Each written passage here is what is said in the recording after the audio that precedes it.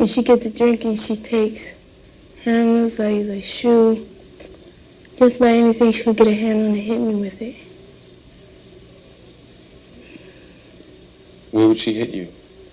My head, my back, my neck, my shoulder.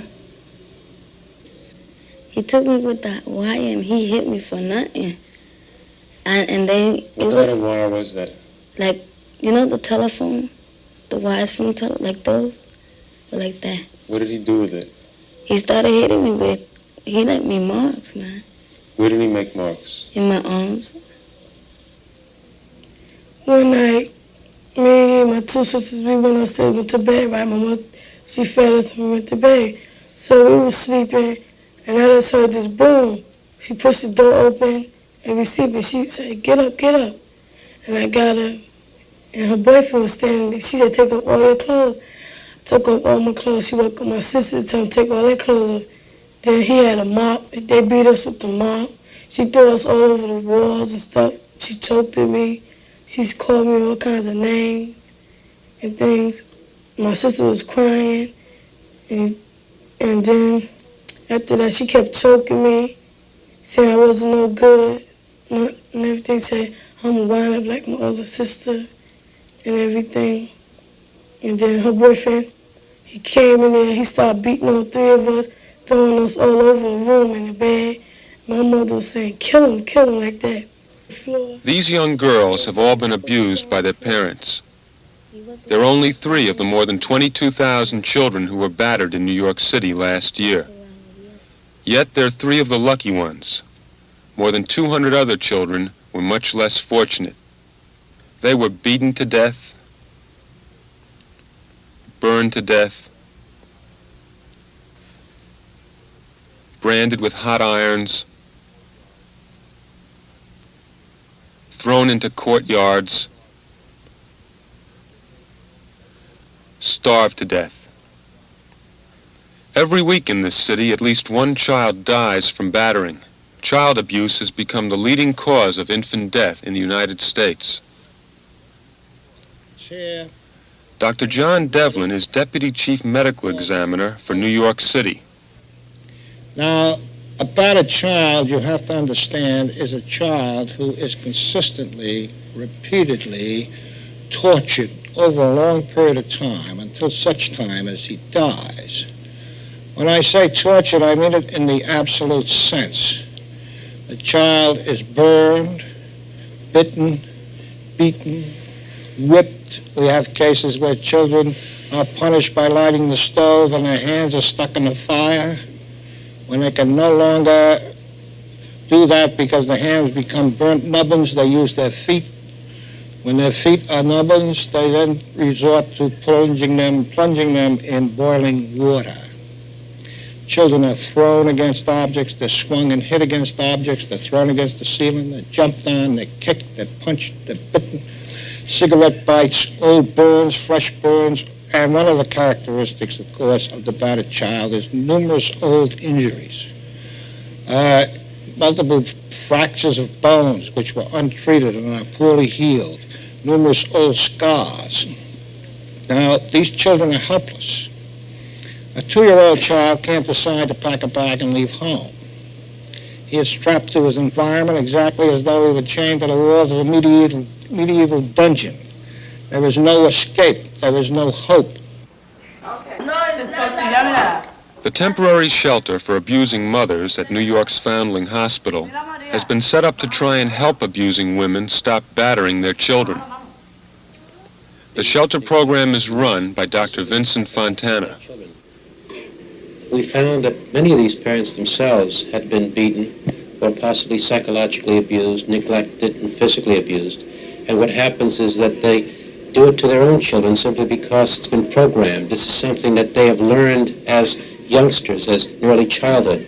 We've come to understand perhaps that mothering isn't really an instinct. It's something that you learn and something to model and imitate because you see your mother or your grandmother or your aunt raising children and siblings.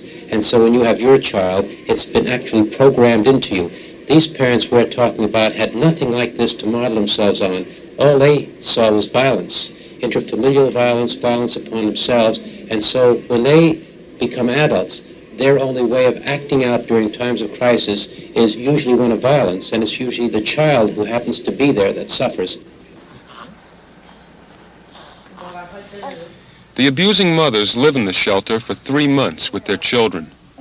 They receive intensive individual and group therapy and are taught how to cook for, feed, play with, and care for their children. All the mothers were abused children themselves. This young woman was abandoned by her mother when she was 3 and placed in a series of foster homes. Later she married, but was then divorced and was left alone to care for her young son. I was just getting very aggravated with the baby. He wouldn't listen to me. And I used to get frustrated because I didn't know how to cope with him. I tried different punishments, but nothing seemed to work. Later I resorted to hitting him because nothing seemed to work, and I was just getting so frustrated and aggravated because everything was being destroyed that I worked so hard to get. What would you hit him with? At first I was hitting him with my hand, and I hit him with a paddle. That was before I came in here. And he had a few marks on his legs and a mark on his face. But not from the paddle, that was from my hand in the ring. But you got angry at him. Oh, yes. Could you describe that feeling? What is it like? I don't Like understand. a volcano. Excuse me? Like a volcano erupting. And that's exactly it. I would keep, telling him, don't touch this, don't touch that. And he'd keep it up, until I'd really explode. It was every day I got up and I saw something else. And all I was doing was cleaning all day. It takes 5 minutes to destroy, and all I would do was clean. I didn't have time with him because he was just messing up too many things. And it would take me so long to get all these things done. And then by the time I'm cleaning one thing up, he's into something else. And it was just too much for me. I couldn't handle it. And then what did you do? I'd make him stay in his room. And I'd close the door until I got what I had done, until the mess was, finished. But then I'd go into the bedroom and something else would be done in there. Would you hit him then? Yes, I would.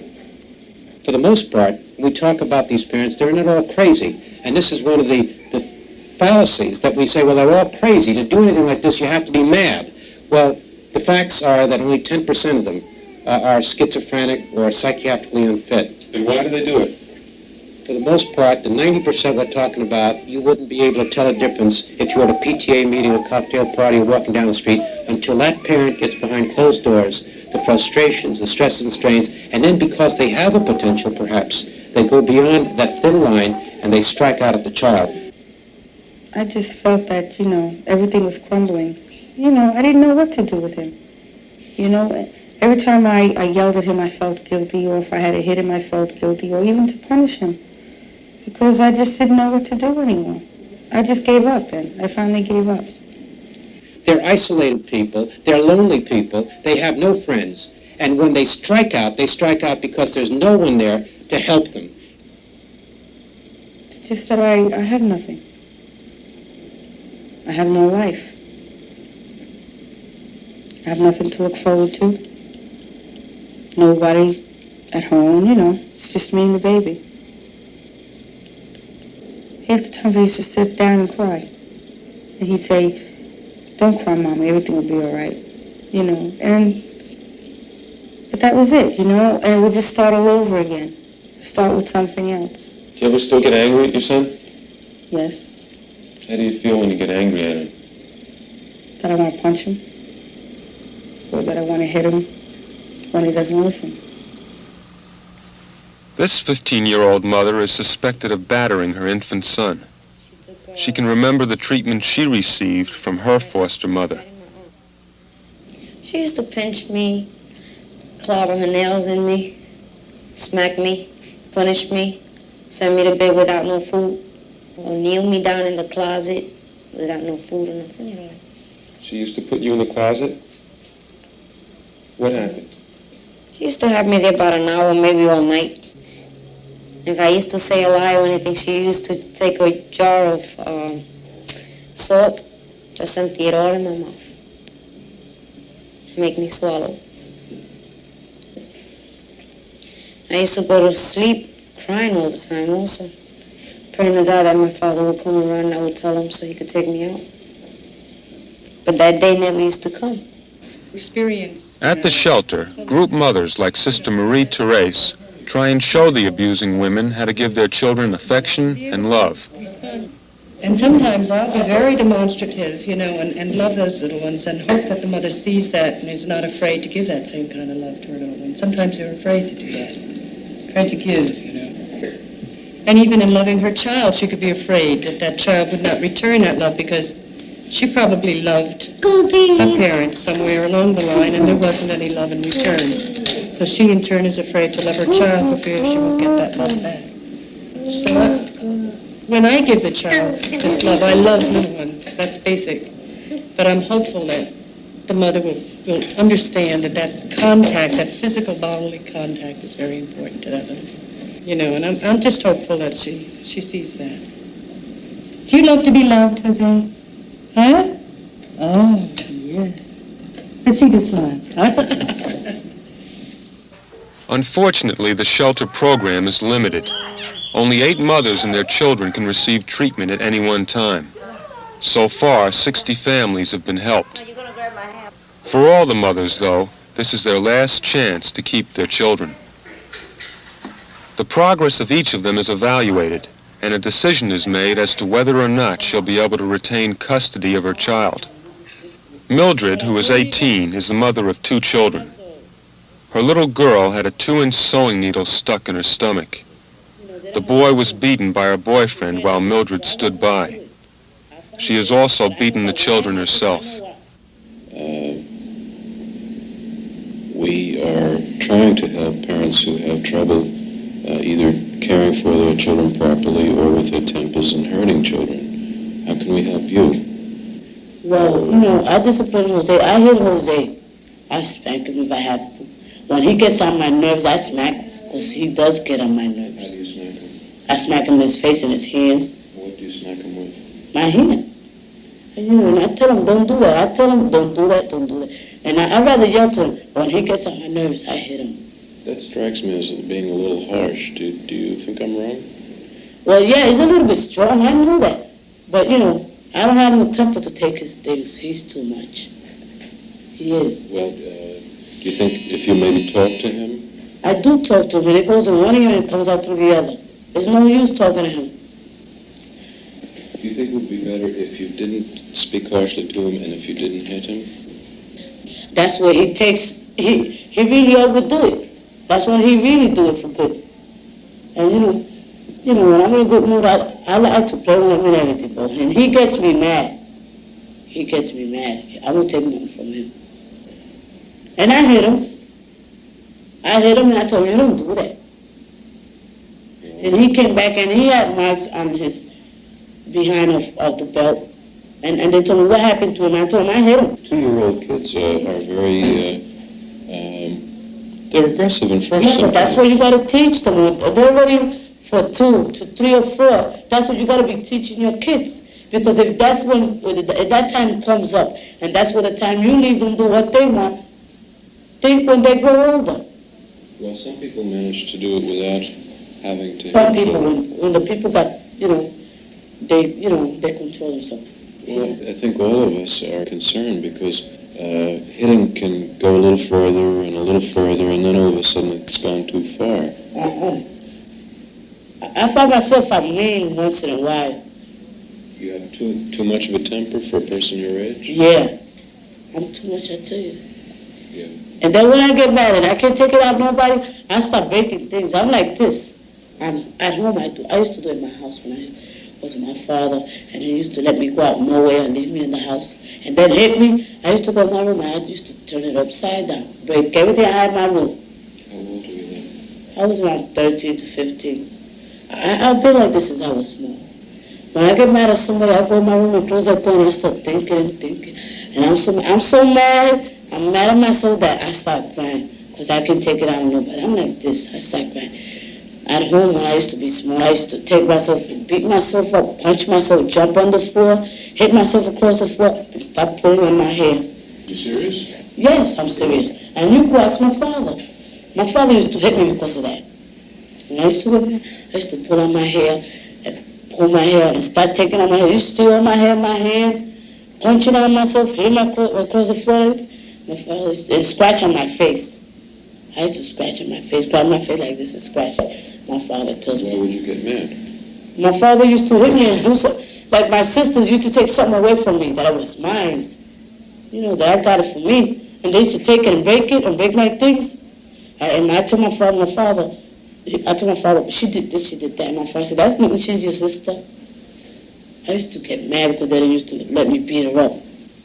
Your father was very rough and very tough and nasty to you. Mm-hmm. Now, you're not treating your children that The way. same way, no. But, I find myself at 8. But That's I feel that you are a bit harsh and tough with let me your explain. son. Let me explain this to you. When my father used to treat me real bad, none of you were around, right?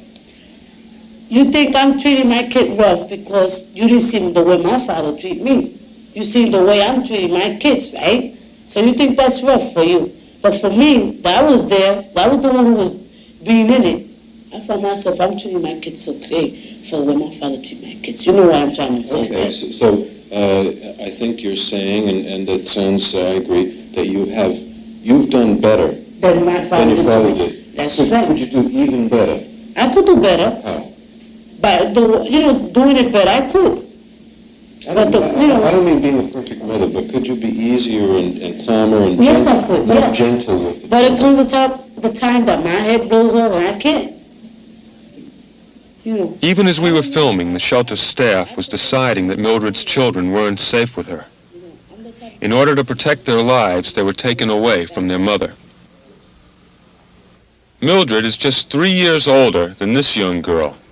She's been beaten by her mother and has been taken to a New Jersey hospital. I went to bed and she came upstairs, opening the door and said that I don't want to listen to her and don't want to bring no books home and I think I'm grown. And started beating me and I had said, Mommy, stop, stop.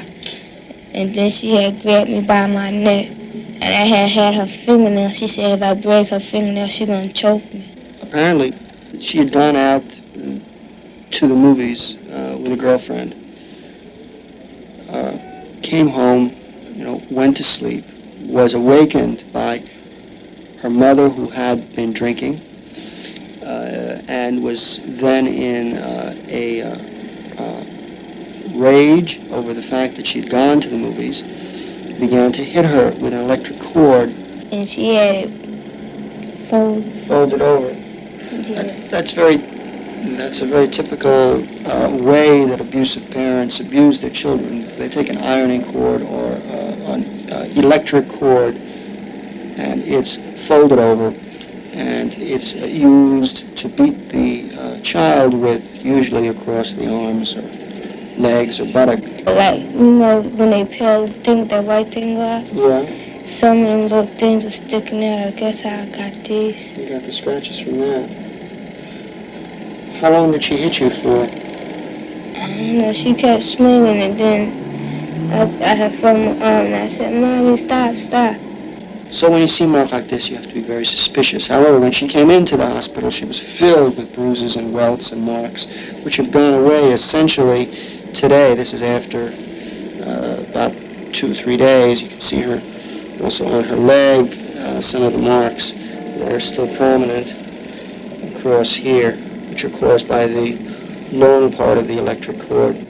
What happened after she stopped beating you? She told me to go mop the kitchen floor. To go mop the kitchen floor? Even though you had all the bruises on your arms and legs? Uh-huh. What did you do? Took me mop the kitchen floor, and then I went upstairs and started crying. Mm-hmm. Did you mop the kitchen floor up? Mm-hmm. And did she say she was sorry afterwards? She had went in the room and went to bed. She went to bed. Mm-hmm. And then what did you do? After I mopped the kitchen floor, I went upstairs and I was crying all night. I showed them to her. Too often, the care and attention an abused child receives in a hospital lasts for just a day or two. Then, assuming no permanent damage, she may actually be returned to her home. Many family court judges feel a child is better off with a mother, even if she is an abusing parent, and they return battered children in an effort to keep the family together. If a child is taken from her home, she usually ends up in an institution, either a foster home or a city shelter. For a teenage girl for whom there are very few foster homes, the wait in a city shelter may take years. At the shelters, abused children are mixed in with severely retarded and brain-damaged children, and with those who are already criminals. Right now, there are more than 1,700 children in New York City shelters waiting for a foster home in which to live.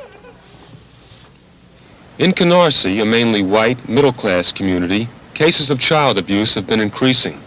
There have been more than 100 of them so far this year, many for neglect as well as psychological and emotional abuse.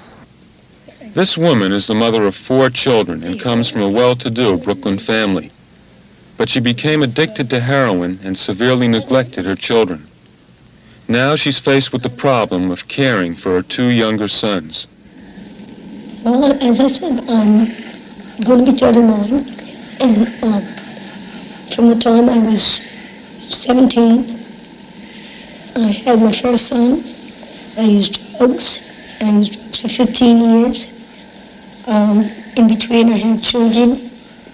I had my other son, and after the drugs, it was a methadone I was on for 7 years, and I really just came out of my shell about a year ago.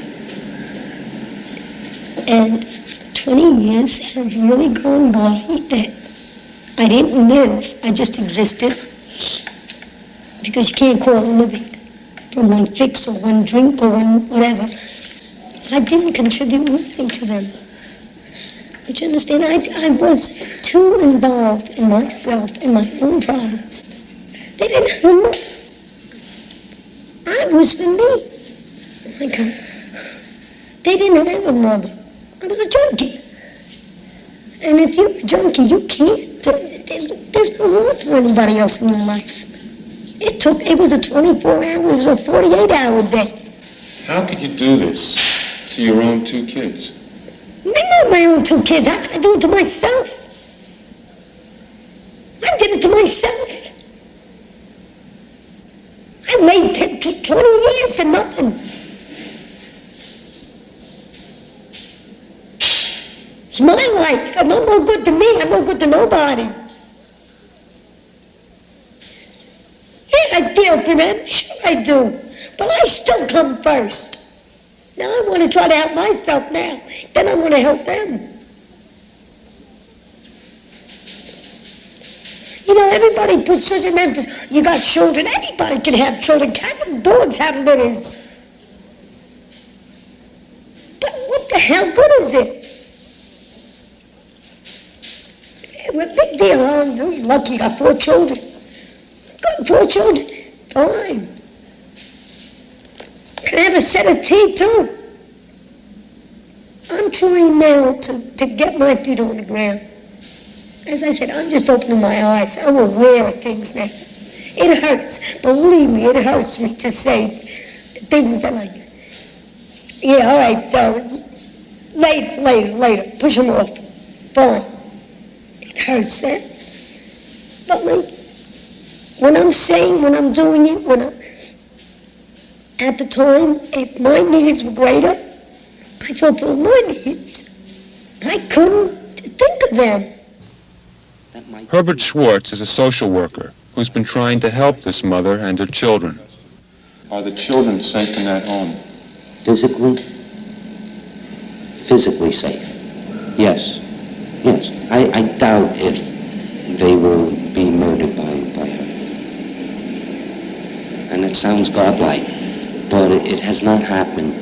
She gets uptight, she gets angry, she gets frustrated, but she doesn't hit them. See, I think what will happen is that the kids will get hurt out in the street. These kids hang out in the street. They're out to all hours of the night. They are hustlers. It's the proverbial street urchins. That's what these kids are. That's where they'll get hurt, not in the home. You're scared though, aren't you? Sure. You bet I'm scared. I'm dealing with human lives. I'm scared. I can't mold these children into something just because I'm scared. Believe it. I wouldn't be asking for help. What frightens you most? What frightens me most? As far as taking care of the children, the little ones, that's just it. As far as taking care of them, that scares me. Am I qualified? Can I do it? Can I accept it? Will I retreat? So many things. I can't go by what I did before. That was wrong. I can't use that because I'm not in that circle no more. So now I gotta go by the way I am now. Can I handle it now? Can you? I don't know. I swear to God, I don't know. I seen myself get uptight last night, and I don't know. I want to. That's all I can say. I want to. But I don't know. And believe me, it's scary, because I'm not dealing with just an ashtray or a thing. I'm dealing with 2 human lives. And I'm scared. You know, in the entire interview with this woman, I don't think she was able really to take a look at what love is and know what it is. And the kids don't know what it is. Do you have a feeling of love for these 2 young kids? Yeah. What is it? What's the feeling?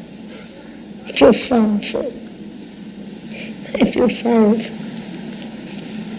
It's more pity than anything.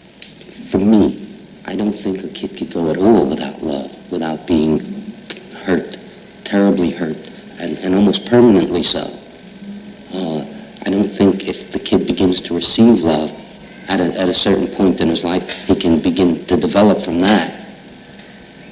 I don't know where you can send a kid where he can get love like that. I don't know. But I don't have that even maternal instinct. I don't. And I can't, and it comes out all the time. Because everything until he was born a dope addict. And it was my fault. And it's something that I couldn't live down. And he knows it. He knows it because they talk in his grandmother's house. And he knows it. He was 7 weeks in the hospital. And I didn't want it to happen that way, but it did. You understand? And he was born with a habit. There, but for the grace of God, go I. I have 2 children of my own. And I thank God every day, you know, that my kids have a home and love and a family. And I wish it could be so for all of the kids. There was one day I came home and I said, damn it, let me take this kid home. But I can't do that. And there's too much. There's too many children. I used to feel that she was the best mother a girl could have. But now, I think she's the worst mother a girl could have. I couldn't let out my tears. I used to, but I can't no more. She treat me like she don't know me. She never knew me. So sometimes I told her. So not too long ago, I just told her I felt like killing her.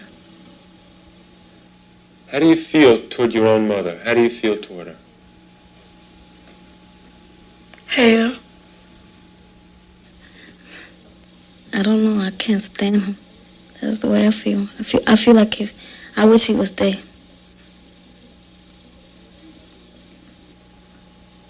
What kind of mother do you think you'll be? Better than the one I had. That's the hope, that these young girls will someday become good mothers, that they'll treat their children with tenderness and with love. The frightening probability, though, is that they too will strike out, beating and battering their own children just as they were battered themselves. It's a terrible cycle. What's at stake are the lives of children. To their own children, simply because it's been programmed. This is something that they have learned as youngsters, as in early childhood. We've come to understand, perhaps, that mothering isn't really an instinct. It's something that you learn and something you model and imitate because you see your mother or your grandmother or your aunt raising children and siblings. And so when you have your child, it's been actually programmed into you. these parents we're talking about had nothing like this to model themselves on. All they saw was violence, intrafamilial violence, violence upon themselves, and so when they become adults, their only way of acting out during times of crisis is usually one of violence, and it's usually the child who happens to be there that suffers. The abusing mothers live in the shelter for 3 months with their children. They receive intensive individual and group therapy and are taught how to cook for, feed, play with, and care for their children. All the mothers were abused children themselves. This young woman was abandoned by her mother when she was 3. And hit against objects, they're thrown against the ceiling, they're jumped on, they're kicked, they're punched, they're bitten, cigarette bites, old burns, fresh burns. And one of the characteristics, of course, of the battered child is numerous old injuries. Multiple fractures of bones which were untreated and are poorly healed. Numerous old scars. Now, these children are helpless. A 2-year-old child can't decide to pack a bag and leave home. He is strapped to his environment exactly as though he were chained to the walls of a medieval dungeon. There is no escape. There is no hope. The temporary shelter for abusing mothers at New York's Foundling Hospital has been set up to try and help abusing women stop battering their children. The shelter program is run by Dr. Vincent Fontana. We found that many of these parents themselves had been beaten or possibly psychologically abused, neglected, and physically abused. And what happens is that they do it. When she gets to drinking, she takes hammers or either shoe, just about anything she could get a hand on and hit me with it. Where would she hit you? My head, my back, my neck, my shoulder. He took me with the wire and he hit me for nothing. And then What kind of wire was that? Like, you know the telephone? The wires from the telephone, like those? Or like that. What did he do with it? He started hitting me with, he left me marks, man. Where did he make marks? In my arms. One night, me and my 2 sisters, we went upstairs, went to bed, right? My mother, she fed us and we went to bed. So we were sleeping, and I just heard this boom. She pushed the door open, and we sleeping. She said, get up, get up. And I got her, and her boyfriend was standing there. She said, take off all your clothes. I took off all my clothes. She woke up my sisters, told them to take all their clothes off. Then he had a mop. They beat us with the mop. Starved to death. Every week in this city, at least one child dies from battering. Child abuse has become the leading cause of infant death in the United States. Chair. Dr. John Devlin is Deputy Chief Medical Examiner for New York City. Now, a battered child, you have to understand, is a child who is consistently, repeatedly tortured over a long period of time until such time as he dies. When I say tortured, I mean it in the absolute sense. The child is burned, bitten, beaten, whipped. We have cases where children are punished by lighting the stove and their hands are stuck in the fire. When they can no longer do that because the hands become burnt nubbins, they use their feet. When their feet are nubbins, they then resort to plunging them in boiling water. Children are thrown against objects, they're swung. She threw us all over the walls and stuff. She choked at me. She's called me all kinds of names and things. My sister was crying. And then after that, she kept choking me, saying I wasn't no good. And everything, said I'm going to wind up like my older sister and everything. And then her boyfriend, he came in there, he started beating all 3 of us, throwing us all over the room in the bed. My mother was saying, kill him like that. These young girls have all been abused by their parents. There are only 3 of the more than 22,000 children who were battered in New York City last year. Yet they're 3 of the lucky ones. More than 200 other children were much less fortunate. They were beaten to death, burned to death, branded with hot irons, thrown into courtyards,